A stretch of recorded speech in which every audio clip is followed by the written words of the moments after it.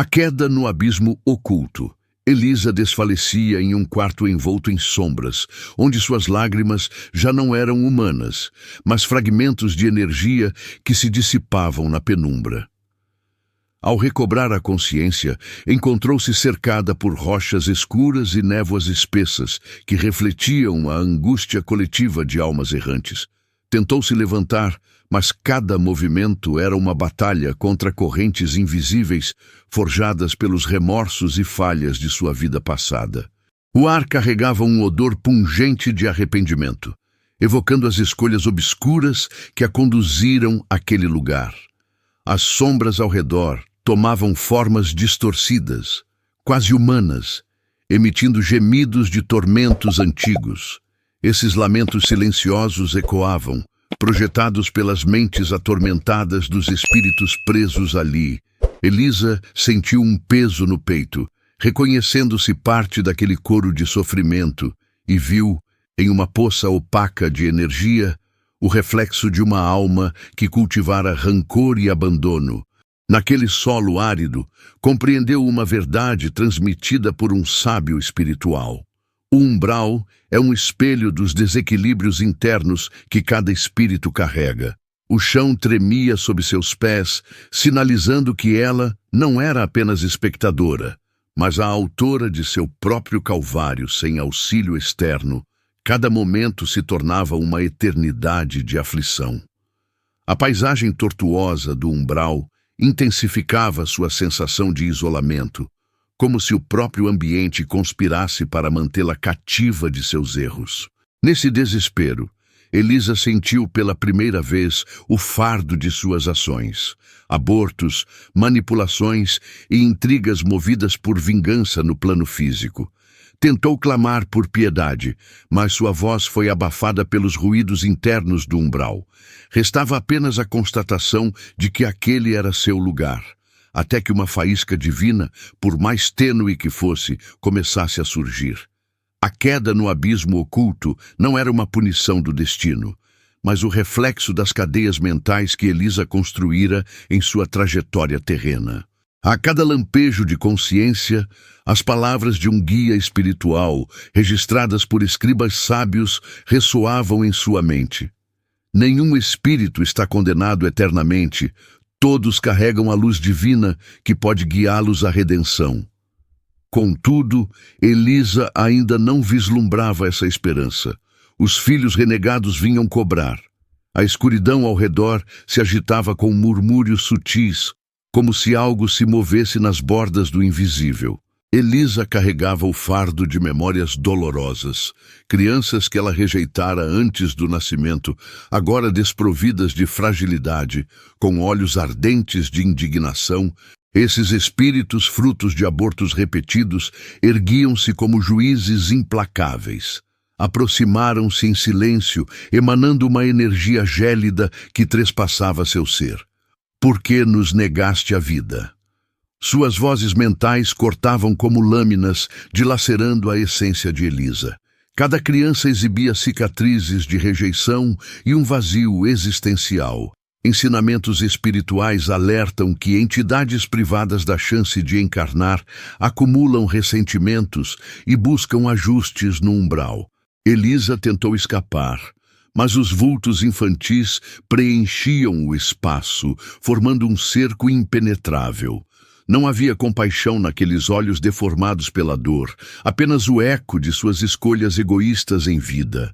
A sensação de asfixia era tão intensa que sua força espiritual se esvaía a cada instante, como se sua energia fosse drenada pela memória coletiva daquelas crianças. Em meio ao cerco, Elisa sentiu um calafrio percorrer sua essência. Compreendeu que aquelas presenças eram projeções de sua própria culpa, materializadas no plano denso. Cada filho abortado tornava-se parte do umbral, alimentando a névoa de sofrimento que a envolvia. Ali, o futuro era inexistente. Apenas o peso do passado, gravado em almas infantis, prevalecia. Quando a multidão de pequenos espíritos se dissipou, Elisa caiu de joelhos sobre a rocha fria, exausta, carregando feridas além do que podia suportar. Escritos espirituais afirmam que o confronto com essas entidades é o primeiro passo para o reconhecimento genuíno dos erros, mas ela ainda não conseguia se perdoar. A fome que consome. Elisa vivia sob um desejo insaciável. No umbral, não havia alimento ou bebida, apenas a energia projetada pelos vivos. Ela se infiltrava em locais de intensas emoções, como hospitais e celebrações, absorvendo fragmentos de angústia e prazer. Textos espirituais descrevem esse processo como uma vampirização energética, onde o espírito denso tenta preencher seu vazio com a dor alheia. A cada tentativa, Elisa sentia um alívio fugaz, mas a fome logo retornava, corroendo suas frágeis reservas espirituais. Era uma busca incessante por sensações efêmeras que apenas prolongavam seu sofrimento. Mais do que saciar o corpo, ela queria apagar seu passado, mas cada porção de energia trazia de volta as lembranças de seus erros. Manipulações, traições, abortos. Em uma de suas incursões, aproximou-se de um casal em conflito acirrado, sentiu o rancor e a dor que emanavam deles e absorveu aquela energia intensa, quase inebriante. Por um instante, sentiu-se plena, mas logo uma dor aguda na espinha a lembrou de sua escravidão espiritual. As correntes de seus vícios se tornavam mais evidentes, e cada lembrança de seus atos mundanos, intrigas, traições, abortos, ardia como brasas em sua mente.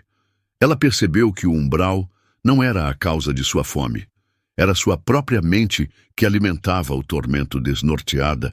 Elisa sucumbiu ao desespero. A fome que a consumia não era apenas por energia, mas por absolvição. Enquanto caminhava pelo terreno pedregoso, cada passo ecoava o vazio que ela cultivara em vida, até que a ideia de renovação começasse a germinar em seu coração exaurido. O Vale dos Lamentos. Em uma jornada mais profunda, Elisa foi conduzida ao Vale dos Lamentos, uma região onde as rochas se erguiam como lápides de almas acorrentadas à própria culpa. O solo parecia chorar, exalando vapores úmidos que lembravam lágrimas antigas.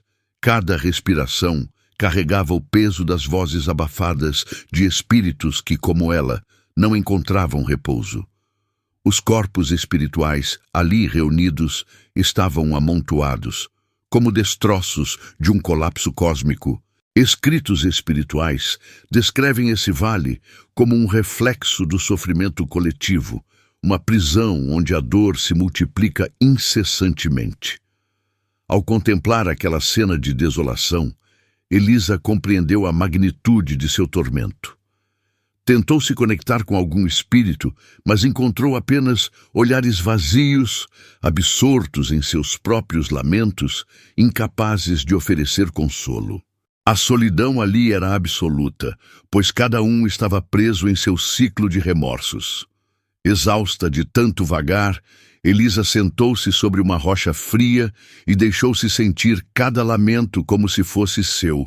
As memórias de sua vida terrena, marcadas por rancor e egoísmo, tornavam-se ainda mais dolorosas ao se comparar com aqueles que, apesar de seus erros, buscavam reparação. Ao se levantar, decidiu que não queria permanecer naquele vale eternamente. Os ensinamentos espirituais destacam que a compaixão e o reconhecimento do sofrimento alheio são chaves para a evolução. Movida por essa empatia, Elisa deu o primeiro passo em busca de libertação. Os predadores da alma. Enquanto avançava, Elisa sentiu-se vigiada. Espíritos selvagens, nascidos de ódio e vingança, farejavam sua presença como caçadores famintos. Esses predadores da alma, almas torturadas, encontravam na violência contra outros uma forma de aliviar sua própria dor. Avançavam sem hesitar. Elisa tentou acelerar o passo, mas suas energias mal resistiam. Cada tentativa de fuga atraía mais predadores, ansiosos por dilacerar seu perispírito. As cicatrizes invisíveis de ataques anteriores ardiam, intensificando a sensação de que não haveria trégua.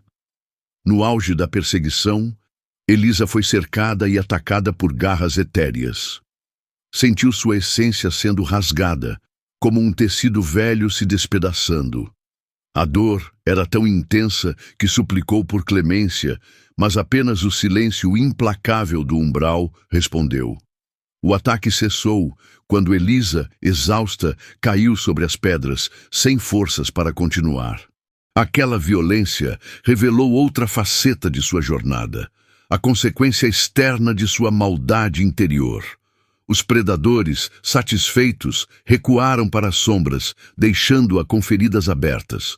Com o corpo espiritual fragilizado, Elisa compreendeu que não poderia prosseguir assim. Precisava superar o medo interno que atraía os caçadores. Ensinamentos espirituais sugerem que enfrentar o ódio com amor é a verdadeira proteção. Essa ideia germinou como uma semente de esperança em seu coração. O espelho da verdade arrastada por seus próprios passos, Elisa chegou a um lago de águas escuras, como a noite. A superfície, imóvel, refletia tudo. Ali, ela viu não apenas sua imagem, mas cada ato reprovável de sua vida. Manipulações, traições, abortos em série. Cada cena se desenrolava como um filme aterrorizante. Os pequenos espíritos de seus filhos surgiram ao redor do lago, apontando para o reflexo, exigindo explicações silenciosas. Escritos espirituais descrevem esse momento como um encontro com o espelho da consciência, onde o espírito é forçado a encarar seus erros sem escapatória. Elisa sentiu o peso de cada cena em seu peito. A máscara de indiferença que construíra em vida desmoronou. Vergonha, culpa e arrependimento inundaram sua mente, abrindo feridas profundas, mas necessárias para a cura. À medida que as imagens se dissipavam, ela compreendeu que não podia mudar o passado, mas podia transformar sua postura interna. Perdoar a si mesma seria um passo árduo, mas essencial para romper as barreiras que a aprisionavam. Levantou-se do lago com a resolução de não mais negar seu passado. A verdade, por mais dolorosa, seria a base de sua reconstrução espiritual. A centelha divina, tímida, começou a brilhar em seu íntimo. A semente da redenção. Quando Elisa acreditou estar no ponto mais baixo, uma luz suave rompeu as trevas. Espíritos luminosos, liderados por um mentor espiritual, aproximaram-se para oferecer auxílio. Essa cena ecoa descrições de resgates espirituais registrados por sábios. O mentor estendeu a mão, falando de perdão divino e amor incondicional. Elisa hesitou, presa por dúvidas e medo de ser enganada, mas ao tocar a energia acolhedora daquela mão, sentiu uma emoção até então desconhecida, a compaixão por si mesma. Os filhos que antes a acusavam se afastaram, agora com lágrimas de gratidão. Eles compreenderam que o perdão era um sinal de evolução, não de fraqueza. Ensinamentos espirituais afirmam que o arrependimento genuíno e o desejo de reparação são as chaves para o resgate.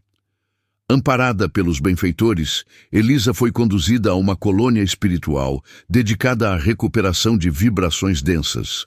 Ali, iniciaria sessões de passes magnéticos, banhos de luz e estudos espirituais para restaurar sua harmonia. Pela primeira vez em muito tempo, Elisa sentiu esperança. A semente da redenção fora plantada em seu coração, pronta para florescer com tempo e esforço.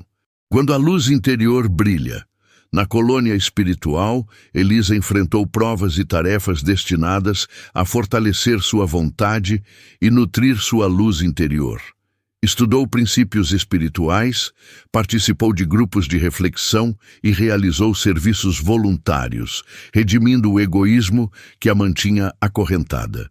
As sessões de reequilíbrio magnético eram dolorosas. Cada camada de impureza psíquica removida do perispírito ardia como uma queimadura. Mas, a cada sessão, o brilho em seu íntimo se intensificava, como uma estrela prestes a explodir. Elisa compreendeu que a verdadeira paz não vinha da ausência de desafios, mas da confiança na luz divina que guia todos os espíritos. Leituras espirituais ensinaram que ajudar os outros imprime progresso em si mesmo. Ao auxiliar espíritos recém-chegados ao umbral, Elisa percebeu que o ciclo de dor podia ser quebrado. Seu papel mudou de vítima para guia, levando consolo àqueles que, como ela, ainda sofriam. Hoje, Elisa aguarda sua próxima encarnação com gratidão. A luz interior brilha forte, lembrando-a de que a queda foi apenas o começo de uma jornada maior, a ascensão rumo à perfeição espiritual.